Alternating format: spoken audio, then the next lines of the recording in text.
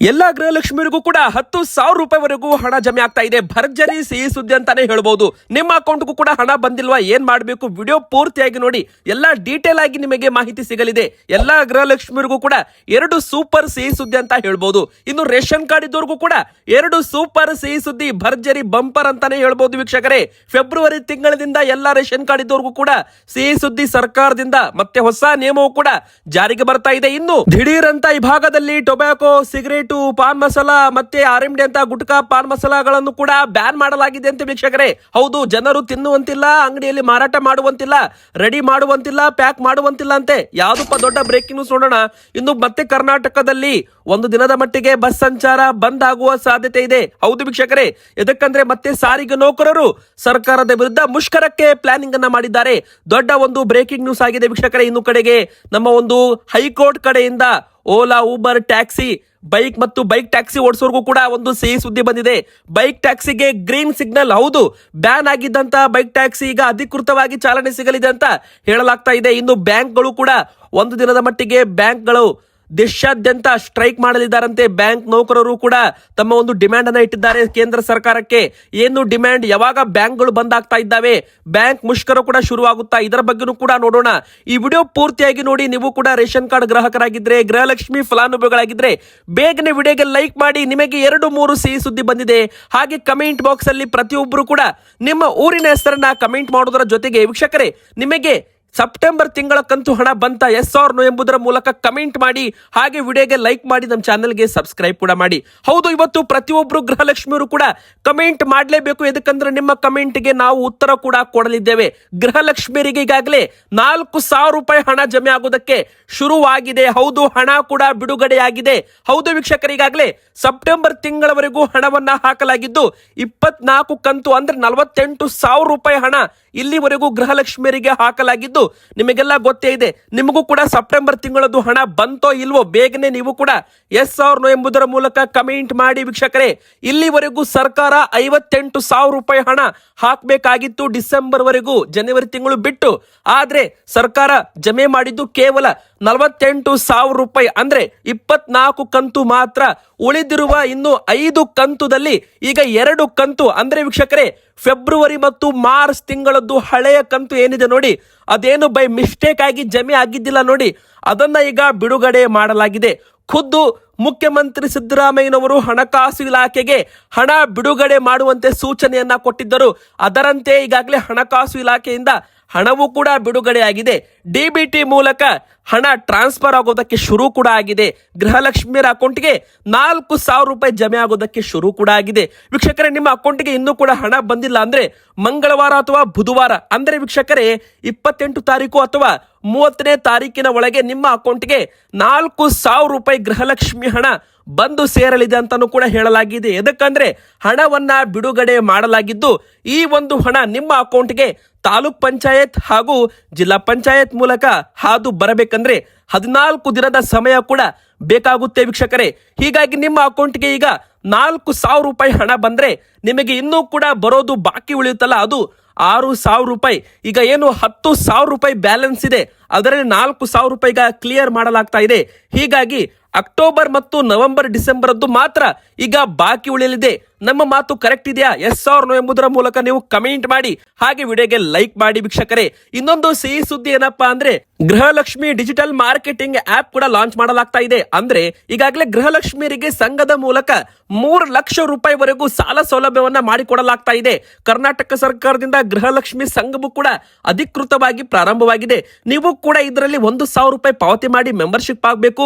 ನಂತರ ಪ್ರತಿ ತಿಂಗಳು 200 ರೂಪಾಯಿ ಪಾವತಿ ಮಾಡಿ 6 ತಿಂಗಳ ಸರಾಸರಿ ಬ್ಯಾಲೆನ್ಸ್ ಮೇಂಟೈನ್ ಮಾಡಿದ್ರೆ ನಿಮಗೆ 3 ಲಕ್ಷ ರೂಪಾಯಿ ಸಾಲ ಸೌಲಭ್ಯ ಕೂಡ ಸಿಗಲಿದೆ ಅಂತಾನೂ ಕೂಡ ಹೇಳಲಾಗಿದೆ ವೀಕ್ಷಕರೇ. ಅದೇ ತರ ಡಿಜಿಟಲ್ ಮಾರ್ಕೆಟಿಂಗ್ ಗೃಹಲಕ್ಷ್ಮಿ ಆಪ್ ಕೂಡ ಬಿಡುಗಡೆ ಮಾಡಲಾಗಿದೆ. ಇದು 2ನೇ ಸಿಹಿ ಸುದ್ದಿ. ಇನ್ನು BPL ಕಾರ್ಡ್ ಇದ್ದವರಿಗೂ ಕೂಡ 2 ಸಿಹಿ ಸುದ್ದಿ ಬಂದಿರುವಂತದ್ದು ವೀಕ್ಷಕರೇ.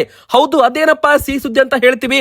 ಮೊದಲು ನಿಮ್ಮ ಹತ್ರ BPL ಕಾರ್ಡ್ ಇದೆಯೋ, APL ಕಾರ್ಡ್ ಇದೆಯೋ ಬೇಗನೆ ಕಮೆಂಟ್ ಬಾಕ್ಸ್ ಅಲ್ಲಿ ತಿಳಿಸಿ ವೀಕ್ಷಕರೇ. ಮೊದಲಿಗೆ ಒಂದು ಸಿಹಿ ಸುದ್ದಿ ಏನಪ್ಪಾ ಅಂದ್ರೆ, ಇನ್ ಮುಂದೆ ಅನ್ನಭಾಗ್ಯ BPL ಕಾರ್ಡ್ ಇದ್ದ ಫಲಾನುಭವಿಗಳಿಗೆ ಒಂದು ಇನ್ಕಮ್ ಲಿಮಿಟ್ ಏನಿದೆ ನೋಡಿ, ಅದನ್ನ ಜಾಸ್ತಿ ಮಾಡಬಹುದು ವೀಕ್ಷಕರೇ. ಈಗ 1,20,000 ರೂಪಾಯಿ ಆದಾಯ ಲಿಮಿಟ್ ಇದೆ, ಅದನ್ನ 1,50,000 ರೂಪಾಯಿಗೆ ಏರಿಕೆ ಮಾಡುವ ಒಂದು ನಿರೀಕ್ಷೆ ಕಂಡು ಬರ್ತಾ ಇದೆ. ಕೇಂದ್ರ ಸರ್ಕಾರವು ಕೂಡ ಅಧಿಕೃತವಾಗಿ ಇನ್ನೂ ಕೂಡ ಅಪ್ಡೇಟ್ ಬರೋದು ಬಾಕಿ ಇದೆ. ಇದಕ್ಕಂದ್ರೆ ಲಕ್ಷಾಂತರ ಕಾರ್ಡುಗಳು ಈಗ ರದ್ದು ಮಾಡಲಾಗ್ತಾ ಇದೆ. BPL ಕಾರ್ಡುಗಳು ಇನ್ಕಮ್ ಲಿಮಿಟ್ ಜಾಸ್ತಿ ಇರೋದ್ರಿಂದ, ಅಂದ್ರೆ 1,20,000 ರೂಪಾಯಿ ಮೇಲೆ ಆದಾಯ ಇದ್ದವರ BPL ಕಾರ್ಡ್ ಅನ್ನ APL ಕಾರ್ಡ್ ಆಗಿ ಮಾಡಲಾಗಿದೆ. ಈ ಮೂಲಕ 7 ಲಕ್ಷಕ್ಕೂ ಹೆಚ್ಚು ಕಾರ್ಡುಗಳನ್ನ ಈಗ BPL ಇಂದ APL ಮಾಡಲಾಗಿದೆ ವೀಕ್ಷಕರೇ. ಆದ್ರೆ ಒಂದು ವೇಳೆ ಮತ್ತೆ ಈ ಒಂದು ಇನ್ಕಮ್ ಲಿಮಿಟ್ ಜಾಸ್ತಿ ಮಾಡಿದ್ದೆ ಆದಲ್ಲಿ ಸಾವಿರಾರು ಕಾರ್ಡುಗಳು ಈಗ ರದ್ದಾಗಿರೋದು ಮತ್ತೆ BPL ಗೆ ಕನ್ವರ್ಟ್ ಆಗಬಹುದು ಅಂತ ಹೇಳಲಾಗಿದೆ. ಹೀಗಾಗಿ ಇದು ಕಾರ್ಡ್ ಕಳೆದುಕೊಂಡವರಿಗೆ ಒಂದು ಸಿಹಿ ಸುದ್ದಿ ಅಂತಾನೆ ಹೇಳ್ಬಹುದು. ಇನ್ನು ಎರಡನೇ ಸಿಹಿ ಸುದ್ದಿ ಏನಪ್ಪಾ ಅಂದ್ರೆ, ಫೆಬ್ರವರಿ ತಿಂಗಳಿನಿಂದಲೇ ನಿಮಗೆ ಅಕ್ಕಿ ಮಾತ್ರ ಕೊಡಲ್ಲ. ಕರ್ನಾಟಕ ಸರ್ಕಾರದಿಂದ ದೇಶದಲ್ಲೇ ಮೊದಲ ಬಾರಿಗೆ ಅಕ್ಕಿ ಜೊತೆಗೆ ಅಡುಗೆ ಎಣ್ಣೆ, ಉಪ್ಪು, ಸಕ್ಕರೆ, ತೊಗರಿಬೇಳೆ ಈ 4 ವಸ್ತುಗಳನ್ನು ಕೂಡ ಕರ್ನಾಟಕ ಸರ್ಕಾರದಿಂದ ವಿತರಣೆ ಮಾಡಲು ಶುರುವಾಗ್ತಾ ಇದೆ. ಅಂದ್ರೆ ವೀಕ್ಷಕರೇ, ಇನ್ಮುಂದೆ ನಿಮಗೆ ಕೇವಲ ಅಕ್ಕಿ ಮಾತ್ರ ಸಿಗಲ್ಲ, ನಿಮಗೆ ಒಂದು ದಿನ ಪೂರ್ತಿ ಬೇಕಾದಕ್ಕೆ ಎಲ್ಲ ಐಟಮ್ ಕೂಡ ಸಿಗುತ್ತೆ. ಒಟ್ಟು ಇಲ್ಲಿ 2.5 kg ಕಿಟ್ಟು, 5 kg ಕಿಟ್ಟು ಹಾಗೂ 7.5 kg ಇಂದಿರಾ ಕಿಟ್ ಅನ್ನ ರೆಡಿ ಕೂಡ ಮಾಡಲಾಗಿದ್ದು, ಇದನ್ನ ಮುಖ್ಯಮಂತ್ರಿ ಸಿದ್ದರಾಮಯ್ಯನವರು ವಿತರಣೆ ಮಾಡೋದರ ಮೂಲಕ ಇದಕ್ಕೆ ಚಾಲನೆ ಕೊಡಲಿದ್ದಾರೆ. ನಂತರ ಕೋಟ್ಯಾಂತರ ಜನರಿಗೆ ಇದರಿಂದ ಯೋಜನೆ ಫಲಾನುಭವಿಗಳಿಗೆ ಒಂದು ಸಿಹಿ ಸುದ್ದಿ ಅಂತಾನೆ ಹೇಳ್ಬಹುದು ವೀಕ್ಷಕರೇ. ನಿಮ್ಮ ಪ್ರಕಾರ ಅಕ್ಕಿ ಕೊಡಬೇಕಾ ಅಥವಾ ಅಡುಗೆ ಎಣ್ಣೆ, ಉಪ್ಪು, ಸಕ್ಕರೆ, ತೊಗರಿಬೇಳೆ ಇದನ್ನು ಕೂಡ ಕೊಡಬೇಕಾ? ನೀವು ಕಮೆಂಟ್ ಅಲ್ಲಿ ತಿಳಿಸಿ. ಬನ್ನಿ ಈಗ ಮೂರನೇ ದೊಡ್ಡ ಬ್ರೇಕಿಂಗ್ ನ್ಯೂಸ್ ಏನಂತ ನೋಡೋಣ. ಮತ್ತೆ ಬಸ್ ಸಂಚಾರ 1 ದಿನದ ಮಟ್ಟಿಗೆ ಬಂದ್ ಆಗುವ ಸಾಧ್ಯತೆ ಕಂಡು ಬಂದಿದೆ ವೀಕ್ಷಕರೇ. ಇಲ್ಲಿ ನಿಮ್ಗೆ ಗೊತ್ತಿರಬಹುದು, ಈಗಾಗಲೇ ಸಾರಿಗೆ ನೌಕರರು ಪದೇ ಪದೇ ಸರ್ಕಾರದ ವಿರುದ್ಧ ಮುಷ್ಕರ ಮಾಡ್ತಾ ಇದ್ದಾರೆ. ಈಗ ಮತ್ತೆ 29ನೇ ತಾರೀಕಿಗೆ ಕರ್ನಾಟಕ ಸಾರಿಗೆ ನೌಕರರ ಮುಷ್ಕರ ಶುರುವಾಗುತ್ತಂತೆ. 4 ನಿಗಮದಿಂದಲೂ ಕೂಡ ಈಗ ಬೆಂಬಲ ಸಿಕ್ಕಿದೆ. ಬಸ್ ಸೇವೆಯಲ್ಲಿ ಅಡಚಣೆ ಉಂಟಾಗುವ ಸಾಧ್ಯತೆ ಕಂಡು ಬರ್ತಾ ಇದೆ. ಹೌದು, ವೇತನ ಹೆಚ್ಚಳ ಮಾಡಬೇಕು, 38 ತಿಂಗಳ ಹಿಂಬಾಕಿ ಹಾಗೂ ವೇತನವನ್ನ ಪರಿಷ್ಕರಣೆ ಮಾಡಬೇಕು ಅಂತ ಕರ್ನಾಟಕ ರಸ್ತೆ ಸಾರಿಗೆ ನಿಗಮದ ಎಲ್ಲ 4 ಸಂಸ್ಥೆಗಳು ಸಾರಿಗೆ ನೌಕರರಿಂದ ಜನವರಿ 29ನೇ ತಾರೀಕಿನಂದು ಮುಷ್ಕರವನ್ನ ಮಾಡಲಿದ್ದಾರೆ. ಈ ಹಿಂದೆ ಘೋಷಣೆ ಮಾಡಿದ್ದ ಮುಷ್ಕರವು ವಿವಿಧ ಕಾರಣಗಳಿಂದ ಮುಂದೂಡಿಕೆ ಮಾಡಲಾಗಿತ್ತು. ಇದೀಗ ಸರ್ಕಾರ ಯಾವುದೇ ರೀತಿಯಲ್ಲಿ ಸಕಾರಾತ್ಮಕವಾಗಿ ಸ್ಪಂದಿಸಿಲ್ಲ. ಹೀಗಾಗಿ ರಾಜ್ಯವ್ಯಾಪಿ ಬೆಂಗಳೂರು ಚಲೋ ಮುಷ್ಕರ ಮಾಡೋದಾಗಿ ನೌಕರರ ಸಂಘಟನೆ ಸಮಿತಿಗಳು ಅಧಿಕೃತವಾಗಿ ಘೋಷಣೆಯನ್ನ ಇಲ್ಲಿ ಮಾಡಿರುವಂತದ್ದು ವೀಕ್ಷಕರೇ. ಬನ್ನಿ ಈಗ ಮತ್ತೊಂದು ದೊಡ್ಡ ಬ್ರೇಕಿಂಗ್ ನ್ಯೂಸ್ ಏನಂತ ನೋಡೋಣ. ಈ ಭಾಗದಲ್ಲಿ ಗುಟ್ಕಾ, ಸಿಗರೇಟು ಎಲ್ಲ ಕೂಡ ಬಂದ್ ಆಗ್ತಾ ಇದೆ, ಬ್ಯಾನ್ ಮಾಡಲಾಗಿದೆ ವೀಕ್ಷಕರೇ. ಹೌದು, ಒಡಿಶಾ ರಾಜ್ಯದಲ್ಲಿ ಗುಟ್ಕಾ, ಪಾನ್ ಮಸಾಲ ಸಂಪೂರ್ಣವಾಗಿ ಬ್ಯಾನ್ ಮಾಡೋದಕ್ಕೆ ಘೋಷಣೆ ಆಗಿದೆ. ದಿಢೀರ್ ಅಂತ ಎದ್ದಕ್ಕೆ ಬಂದ್ ಮಾಡಿದ್ದಾರೆ. ತಂಬಾಕು ಮುಕ್ತ ರಾಜ್ಯದತ್ತ ಸರ್ಕಾರ ಅಂದ್ರೆ ಒಡಿಶಾ ಸರ್ಕಾರ ಒಂದು ದಿಟ್ಟ ಹೆಜ್ಜೆ ಇಟ್ಟಿದೆ. ನಮ್ಮ ಕರ್ನಾಟಕದಲ್ಲಿ ಅಲ್ಲ ಇದು ಬ್ರೇಕಿಂಗ್ ನ್ಯೂಸ್, ಇದು ದೇಶದ ಸುದ್ದಿ. ನಮ್ಮ ಭಾರತ ದೇಶದಲ್ಲೇ ಮೊಟ್ಟ ಮೊದಲ ರಾಜ್ಯ ಒಡಿಶಾ ರಾಜ್ಯದಲ್ಲಿ ಒಡಿಶಾ ಸರ್ಕಾರವು ರಾಜ್ಯಾದ್ಯಂತ ಒಡಿಶಾದಲ್ಲಿ ತಂಬಾಕು ಅಥವಾ ನಿಕೋಟಿನ್ ಹೊಂದಿರುವ ಎಲ್ಲಾ ಒಂದು ಉತ್ಪನ್ನಗಳ ಮೇಲೆ ಬ್ಯಾನ್ ಬ್ಯಾನ್ ಬ್ಯಾನ್ ಅಂದ್ರೆ ನಿಷೇಧವನ್ನ ಘೋಷಣೆ ಮಾಡಿದೆ. ಭಾರತದ ಸುಪ್ರೀಂ ಕೋರ್ಟ್ ಮತ್ತು ಭಾರತೀಯ ಆಹಾರ ಸುರಕ್ಷತೆ ಮತ್ತು ಮಾನದಂಡಗಳ ಪ್ರಾಧಿಕಾರದ ನಿರ್ದೇಶನಗಳನ್ನು ಅನುಸರಿಸಿ ಈ ನಿರ್ಧಾರವನ್ನ ತೆಗೆದುಕೊಂಡಿದ್ದಾರೆ ಅಂತ ಹೇಳಲಾಗಿದೆ ವೀಕ್ಷಕರೇ. ಒಂದು ಅದ್ಭುತ ಸೂಪರ್ ಬ್ರೇಕಿಂಗ್ ನ್ಯೂಸ್ ಅಂತಾನೆ ಹೇಳ್ಬಹುದು. ನಮ್ಮ ದೇಶದಲ್ಲಿ ಗುಟ್ಕಾ, ಸಿಗರೇಟ್, ಪಾನ್ ಮಸಾಲ ಎಲ್ಲ ಕೂಡ ಬ್ಯಾನ್ ಆಗಬೇಕು ಅಂತ ಹೇಳಲಾಗ್ತಾ ಇತ್ತು. ಆದ್ರೆ ಇದನ್ನ ಮೊದಲ ಬಾರಿ ನಮ್ಮ ಭಾರತದಲ್ಲಿ ಒಡಿಶಾದಲ್ಲಿ ಈಗ ಜಾರಿಗೆ ತರಲಾಗಿದೆ. ಬಿಜೆಪಿ ಸರ್ಕಾರ ಒಡಿಶಾದಲ್ಲಿ ಇರುವಂತದ್ದು. ಒಡಿಶಾದ ಮುಖ್ಯಮಂತ್ರಿ ತೀರ್ಮಾನವನ್ನು ತೆಗೆದುಕೊಂಡಿದ್ದಾರೆ. ಇನ್ಮುಂದೆ ಅಲ್ಲಿ ತಂಬಾಕು ಕೂಡ ಸಿಗಲ್ಲ, ಮತ್ತೆ ಗಂಟಲು ಕ್ಯಾನ್ಸರು, ಬಾಯಿ ಕ್ಯಾನ್ಸರು, ಇತರೆ ಗಂಭೀರ ಆಂತರಿಕ ಅಂಗಗಳ ಕಾಯಿಲೆ ಪ್ರಮುಖ ಕಾರಣವಾಗಿದೆ ಈ ಟೊಬ್ಯಾಕೋ, ಸಿಗರೇಟ್ ಅಂತಾನೂ ಕೂಡ ಹೇಳಲಾಗ್ತಾ ಇತ್ತು ವೀಕ್ಷಕರೇ. ಹೀಗಾಗಿ ಗುಟ್ಕಾ, ಪಾನ್ ಮಸಾಲ ಸಂಪೂರ್ಣವಾಗಿ ಬ್ಯಾನ್ ಮಾಡೋದಕ್ಕೆ ಈಗ ಅಲ್ಲಿ ತೀರ್ಮಾನ ಕೂಡ ಮಾಡಲಾಗಿದೆ ಅಂತೆ. ಬನ್ನಿ ಈಗ ಮತ್ತೊಂದು ದೊಡ್ಡ ಬ್ರೇಕಿಂಗ್ ನ್ಯೂಸ್ ಏನಂತ ನೋಡೋಣ. ನಮ್ಮ ರಾಜ್ಯದಲ್ಲಿ ಈಗ ಬೈಕ್ ಟ್ಯಾಕ್ಸಿಗಳಿಗೆ ಹೈಕೋರ್ಟ್ ಗ್ರೀನ್ ಸಿಗ್ನಲ್ ಕೊಟ್ಟಿದೆ. ಹೌದು ವೀಕ್ಷಕರೇ, ನಮ್ಮ ಕರ್ನಾಟಕದಲ್ಲಿ ಬ್ಯಾನ್ ಆಗಿದ್ದ ಬೈಕ್ ಟ್ಯಾಕ್ಸಿಗಳಿಗೆ ಮತ್ತೆ ಚಾಲು ಮಾಡುವಂತೆ ಈಗ ಗ್ರೀನ್ ಸಿಗ್ನಲ್ ಕೊಟ್ಟಿದ್ದು ಆಟೋ ಚಾಲಕರಿಗೆ, ಟ್ಯಾಕ್ಸಿ ಚಾಲಕರಿಗೆ ಇದು ಒಂದು ಶಾಕಿಂಗ್ ನ್ಯೂಸ್ ಆಗಿದೆ ವೀಕ್ಷಕರೇ. ಹೌದು, ನಮ್ಮ ಕರ್ನಾಟಕದಲ್ಲಿ ಮೋಟಾರು ವಾಹನ ಕಾಯ್ದೆಯಲ್ಲಿ ಬೈಕ್ ಅನ್ನು ಸಾರಿಗೆ ವಾಹನ ಎಂದು ಪರಿಗಣನೆ ಮಾಡದೇ ಇರೋ ಕಾರಣದಲ್ಲಿ ನಮ್ಮ ರಾಜ್ಯದಲ್ಲಿ ಬೈಕ್ ಟ್ಯಾಕ್ಸಿಗೆ ಅನುಮತಿ ನೀಡಲು ಸಾಧ್ಯವಿಲ್ಲ ಅಂತ ಹೈಕೋರ್ಟ್ ಅಲ್ಲಿ ರಾಜ್ಯ ಸರ್ಕಾರ ವಾದ ಮಂಡಿಸಿತ್ತು. ಇದೀಗ ಹೈಕೋರ್ಟ್ ರಾಜ್ಯದಲ್ಲಿ ಬೈಕ್ ಟ್ಯಾಕ್ಸಿಗೆ ಗ್ರೀನ್ ಸಿಗ್ನಲ್ ಕೊಟ್ಟಿದೆ. ಆದಷ್ಟು ಬೇಗ ಕರ್ನಾಟಕ ಸರ್ಕಾರವು ಇದಕ್ಕೆ ನಿಯಮ ರೂಪಾವಳಿ ಮಾರ್ಗಸೂಚಿಗಳನ್ನ ರೆಡಿ ಮಾಡಬೇಕು. ಅದೇ ತರ ಇದಕ್ಕೆ ಯಾವುದು ನಂಬರ್ ಪ್ಲೇಟ್ ಅಂದ್ರೆ ವೈಟ್ ಬೋರ್ಡ್ ಇದ್ದ ಒಂದು ಬೈಕ್ ಟ್ಯಾಕ್ಸಿಗಳು ಆಗೋದಿಲ್ಲ. ಇದಕ್ಕಂದ್ರೆ ಇದಕ್ಕೋಸ್ಕರ ಮತ್ತೆ ಸಪರೇಟ್ ಆಗಿ ನಂಬರ್ ಪ್ಲೇಟ್ ಬರುತ್ತೆ. ಯಾವ ತರ ಇದಕ್ಕೆ ಸರ್ಕಾರಕ್ಕೆ ತೆರಿಗೆ ಕಟ್ಟಬೇಕು, ಇದನ್ನ ಯಾವ ತರ ಚಾಲು ಮಾಡಬೇಕು, ಇದಕ್ಕೆ ಮಾರ್ಗಸೂಚಿಗಳನ್ನ ಈಗ ರೆಡಿ ಮಾಡಲಾಗುತ್ತೆ. ಹೈಕೋರ್ಟ್ ಕಡೆಯಿಂದಂತೂ ಏನು ಕೂಡ ಪ್ರಾಬ್ಲಮ್ ಇಲ್ಲ. ಹೈಕೋರ್ಟ್ ಕಡೆಯಿಂದ Ola, Uber, Rapido, bike taxi ಸೇವೆಗಳಿಗೆ ಅಧಿಕೃತವಾಗಿ ಈಗ ಗ್ರೀನ್ ಸಿಗ್ನಲ್ ಕೊಟ್ಟಿದ್ದೆ. ಈಗ ನಮ್ಮ ರಾಜ್ಯ ಸರ್ಕಾರದಿಂದ ಇದಕ್ಕೆ ಮಾರ್ಗಸೂಚಿಗಳನ್ನ ರೆಡಿ ಮಾಡಿ ಇದನ್ನು ಕೂಡ ಅಧಿಕೃತವಾಗಿ ಕರ್ನಾಟಕದಲ್ಲಿ ಚಾಲನೆಗೆ ಕೊಡಲಾಗುತ್ತೆ. ಆದ್ರೆ ಇದರಿಂದ ಆಟೋ ಓಡಿಸುವವರಿಗೆ ಒಂದು ಶಾಕಿಂಗ್ ಸುದ್ದಿ ಅಂತ ಹೇಳಬಹುದು. ಯಾಕಂದ್ರೆ ಆಟೋಗೆ ಕಂಪೇರ್ ಮಾಡಿದ್ರೆ ಬೈಕ್ ಟ್ಯಾಕ್ಸಿ ತುಂಬಾನೇ ಕಡಿಮೆ ದರದಲ್ಲಿ ಸಿಗುತ್ತೆ. ಹೀಗಾಗಿ ಇದೊಂದು ದೊಡ್ಡ ಬ್ರೇಕಿಂಗ್ ನ್ಯೂಸ್ ಆಗಿದೆ.